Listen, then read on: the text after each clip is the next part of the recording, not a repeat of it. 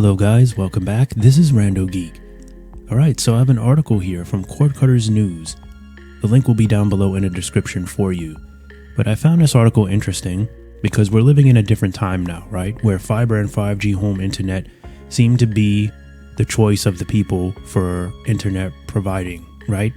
So this article here, we're going to talk about cable versus fiber versus 5G home internet.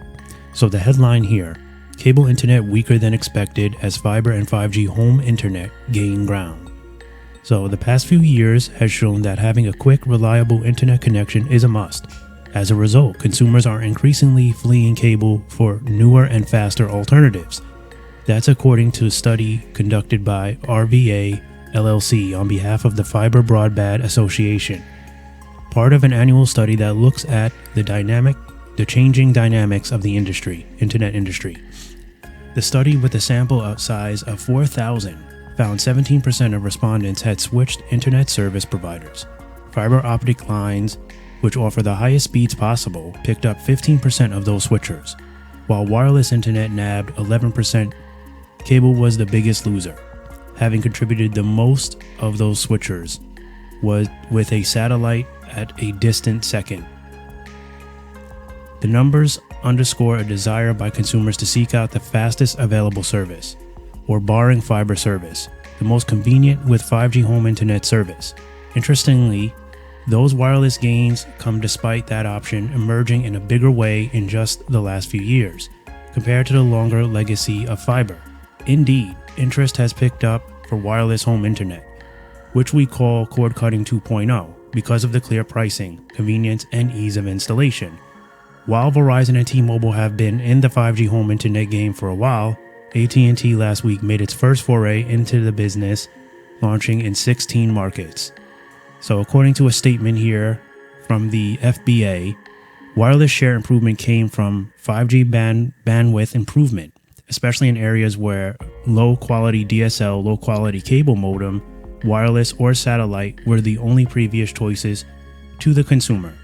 An interesting stat in the report is how RVA breaks down in the market share of internet providers.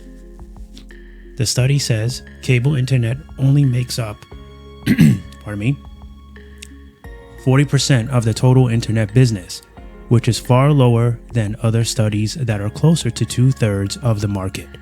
RVA said the difference lies in how much it calculates the total market, noting that other studies look at the sum of cable subscribers from publicly traded cable companies compared to the total from all publicly traded wireline companies. RVA, however, takes the much larger total of all household internet users, which gives the total cable industry 54% of the market. But if you excise the cable fiber business, the percentage drops to that 47% mark. So that decline and the shift away from cable comes even as the cable industry has upgraded their existing networks with higher speeds and moving fiber deeper into their network, the study said. Customers are more happy about their fiber and wireless services, with fiber boasting a net promoter score, a measure of how often a person would recommend a service, of 25%, with wireless following the 18%. So according to another statement here, the level of consumer support for fiber broadband is rather striking, the study says. This data, combined with continually increasing fiber to the home availability, would certainly suggest continued market share growth for fiber broadband and potential serious trouble ahead for cable share. So, wanted to share this article with you guys. Many of you are not surprised. We know what's up. We know what time it is when it comes to cable versus fiber versus 5G home internet. Many are cutting the cord. They're not paying for the cable prices. You know, the problem with getting cable internet, it's a little overpriced. It's heavily congested. There's a lot of restrictions. There's a lot of fine print, and sometimes it's just a pure ripoff. There's no other way to really put it, right? So, you know, it doesn't work as good. Okay, it's not as fast, and it's just not worth it in 2023. We all want that strong fiber connection, all right? And, you know, even 5G home internet, maybe it's not the fastest, okay, internet that you can get, but it's certainly of value for many people.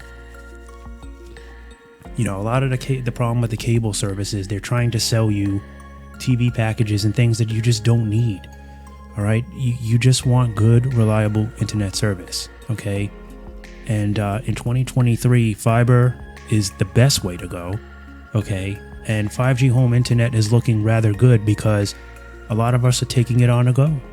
You know, we're using it as backups in case, you know, our main, you know, routers go down. We can have that as a backup. Also, you know, if you're a person that does a lot of traveling, like I always say, these things are good. You just drop them in your backpack and they're on the move. You know, you have strong connection wherever you go. So it's a different world today, you know, and that's a lot of why these cable companies are just not doing well. And that's why they're now trying to get involved with these portable home internet devices, because they're trying to take back, you know, and recoup some of these losses. But it's very difficult for them to maintain the company size that they have, you know, while reducing pricing so much. So this is where the struggle comes, and this is why they're getting very desperate. So, you know, it's an interesting thing. I mean, I don't know how much longer cable internet will be around. I don't want to say that it's obsolete, but it's certainly fading, as the article suggests. But I mean, can you blame the people for wanting better deals? I don't. You know, today is all about getting more for your money. Forget about the status. Forget about showing off. You want value for your money, you know? So, all right, guys, as always, thanks for stopping by and watching. I'll catch you in the next one. Bye for now.